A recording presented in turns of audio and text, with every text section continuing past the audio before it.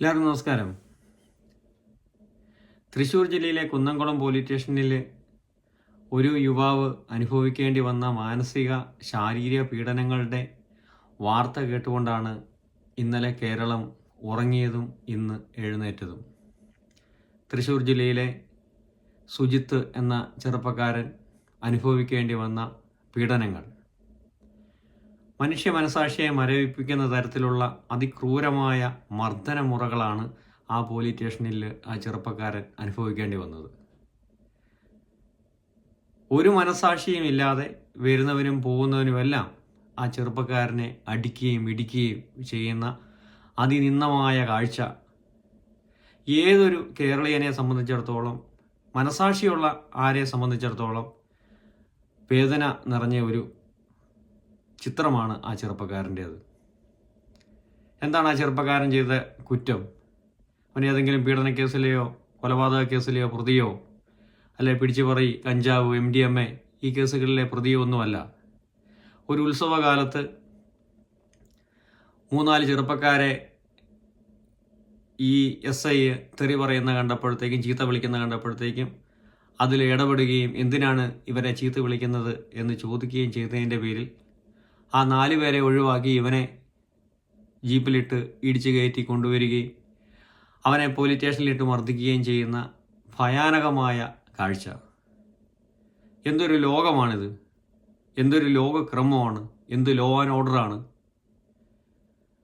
ഒരു നിരായുധനായ ഒരു ചെറുപ്പക്കാരനെ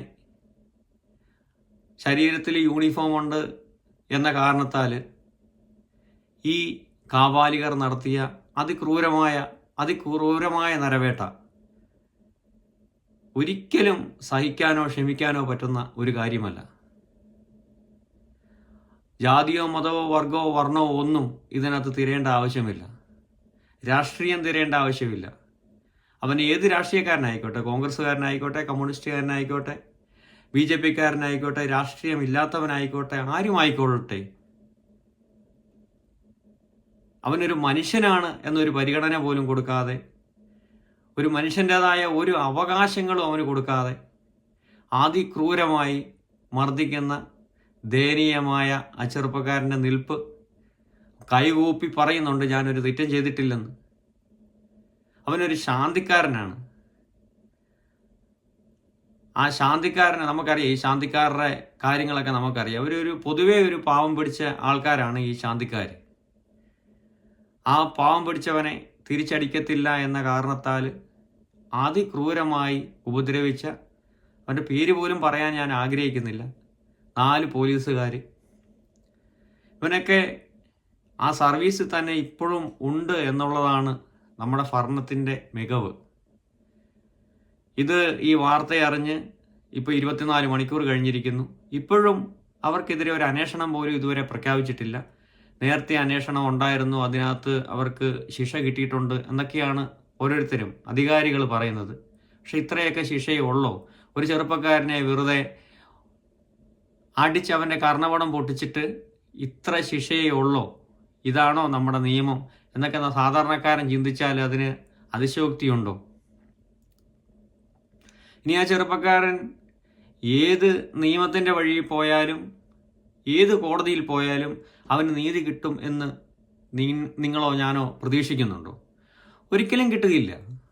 അവന് നീതിയൊന്നും ഇനിയും കിട്ടത്തില്ല.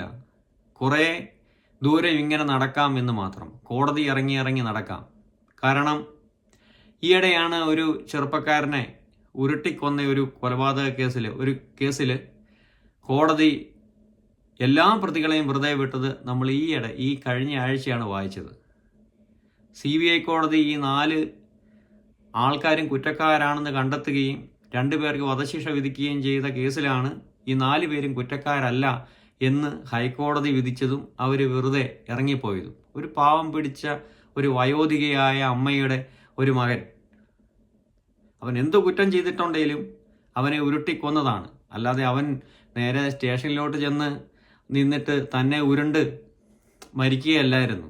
ഉരുട്ടിക്കൊന്നതാണെന്നുള്ളതിന് എല്ലാവിധ തെളിവുകളും CBI കോടതി കണ്ടെത്തിയതാണ്. പക്ഷേ ഹൈക്കോടതിയിൽ വന്നപ്പോൾ അത് ഉരുട്ടിക്കൊലയല്ല, അത് കൊലപാതകമല്ല, ഇവരാരും പ്രതികളുമല്ല.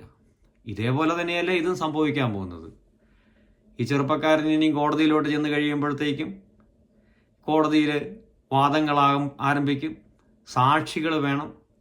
ഇവന് സാക്ഷി പറയാൻ ഒരാൾ പോലും കാണത്തില്ല. CCTVയുടെ ഫുട്ടേജ് മാത്രമേ ഉള്ളൂ. CCTVയുടെ ഫുട്ടേജ് ഒരു തെളിവായിട്ട് അംഗീകരിക്കുമോ എന്ന കാര്യത്തിൽ വളരെയേറെ സംശയമാണ്. അംഗീകരിച്ചാൽ തന്നെ ഇവർക്ക് എത്രമാത്രം ശിക്ഷ കിട്ടും?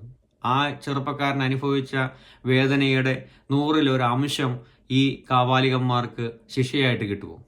ശിക്ഷ കിട്ടണമെങ്കിൽ നമ്മൾ കാത്തിരിക്കണം.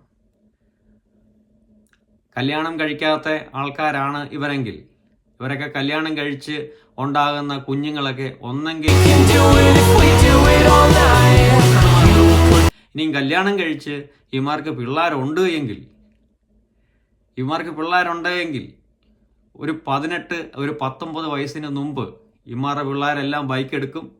അതും നല്ല വില കൂടിയ ബൈക്കുകൾ എടുക്കും. ഈ വില കൂടിയ ബൈക്കൊക്കെ ഏതെങ്കിലും പാണ്ടി ലോറിയുടെ അടിയിൽ കയറി പോകത്തേയുള്ളൂ. കൃത്യമായിട്ടുള്ള കാര്യമാണ്, സത്യമായിട്ടുള്ള കാര്യമാണ് ഞാൻ പറയുന്നത്. നമ്മൾ ഒരു മനുഷ്യനെ അകാരണമായി ഉപദ്രവിച്ചാൽ, ഒരു തെറ്റും ചെയ്യാത്ത ആൾക്കാരെ നമ്മൾ അകാരണമായി വേദനിപ്പിച്ചാൽ ഉറപ്പായിട്ടും അതിനുള്ള ശിക്ഷ ഇന്നല്ലേ നാളെ കിട്ടിയിരിക്കും. പലർക്കും കിട്ടിക്കൊണ്ടിരിക്കുന്ന കാര്യമാണ്. അതുകൊണ്ട് ആ ചെറുപ്പക്കാരൻ്റെ കൂട്ടത്തിൽ നിൽക്കുന്നതിനോടൊപ്പം ഇനിയും ആ സമയം കളയുന്നതിനകത്തൊന്നും ഒരു കാര്യവുമില്ല. കുറേ ആളുകൾക്ക് എന്തെങ്കിലും തരത്തിലുള്ള രാഷ്ട്രീയമായ നേട്ടങ്ങൾ ഉണ്ടാക്കാം എന്നതിൽ കവിഞ്ഞ് ആ ചെറുപ്പക്കാരന് വലിയൊരു നീതി കിട്ടുമെന്ന് ഒരു സമൂഹവും പ്രതീക്ഷിക്കേണ്ട കാര്യമില്ല.